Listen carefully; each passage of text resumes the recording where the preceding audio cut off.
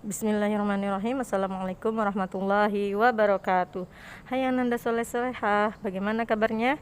Semoga Ananda semua dalam keadaan sehat walafiat, tetap semangat dan tetap ceria.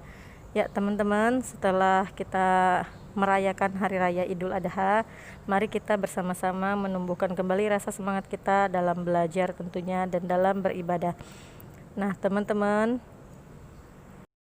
kembali lagi belajar bersama Ustazah Fitri. Tema 1, pelajaran bahasa Indonesia, materi gagasan pokok dan gagasan pendukung.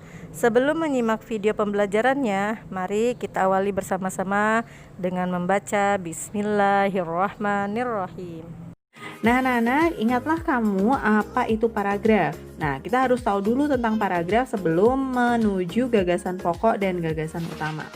Jadi paragraf adalah kumpulan dari kalimat-kalimat yang berisi tentang satu ide pokok atau gagasan utama dan gagasan pendukung.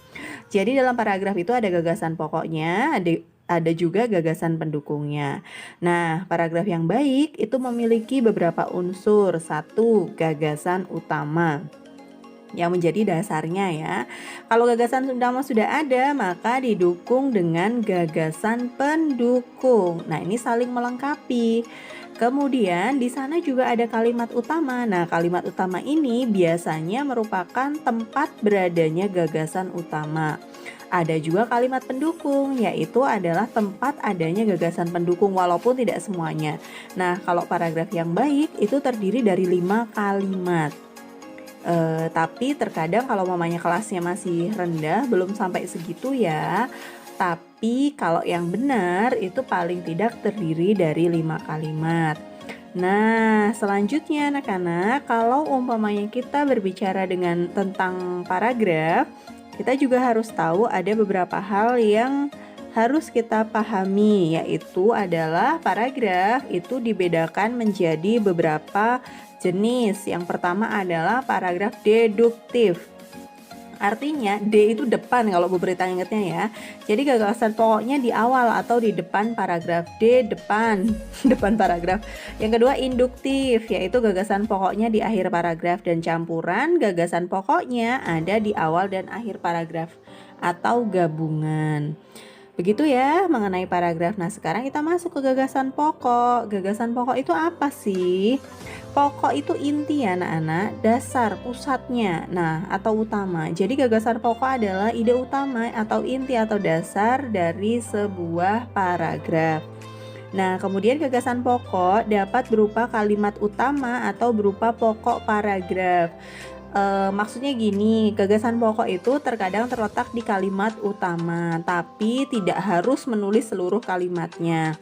Nah, sedangkan gagasan pendukung itu adalah uraian atau tambahan informasi yang menjelaskan atau mendukung gagasan pokok atau gagasan utama.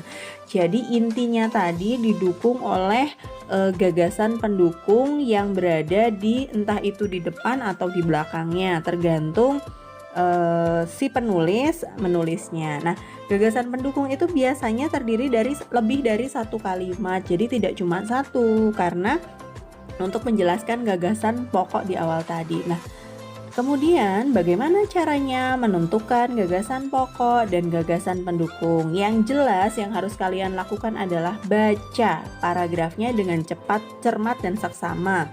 Kemudian gagasan pokok sebagai isi atau inti paragraf itu terletak di awal, akhir, atau awal dan akhir, atau berada di seluruh kalimat paragraf. Nah, terkadang gagasan itu pokoknya ada pada kalimat utama dalam paragraf tersebut. Jadi kalian amati di awalnya, akhirnya, atau di awal dan akhir paragrafnya. Nanti bisa ketemu di mana letak dari gagasan pokok dan gagasan pendukung. Biasanya kebanyakan berada di awal paragraf, tapi itu tidak menjamin ya. Jadi memang harus dibaca dengan cermat. Nah, kemudian yang selanjutnya adalah jika sudah ditemukan, maka kalian tulis gagasan pokoknya. Kalau gagasan pokoknya ketemu, baru ditulis gagasan pendukungnya. Nah, ini Bu Prita sudah berikan contoh nih. Soalnya menentukan gagasan pokok dan gagasan pendukung pada materi kelas 4. Tema 1, subtema 1 pembelajaran 4. judulnya Tari Kipas Pakarena. Kita baca ya. Tari Kipas Pakarena merupakan kesenian tari yang berasal dari Goa, Sulawesi Selatan. Tarian ini sudah menjadi tradisi di kalangan masyarakat Goa yang merupakan bekas kerajaan Goa. Nah, yang manakah gagasan pokoknya? Kita lihat ini terdiri dari 2 kalimat. Sebenarnya bukan paragraf yang baik, tapi nggak apa-apa. Ini cuma contoh dan ada di buku ya.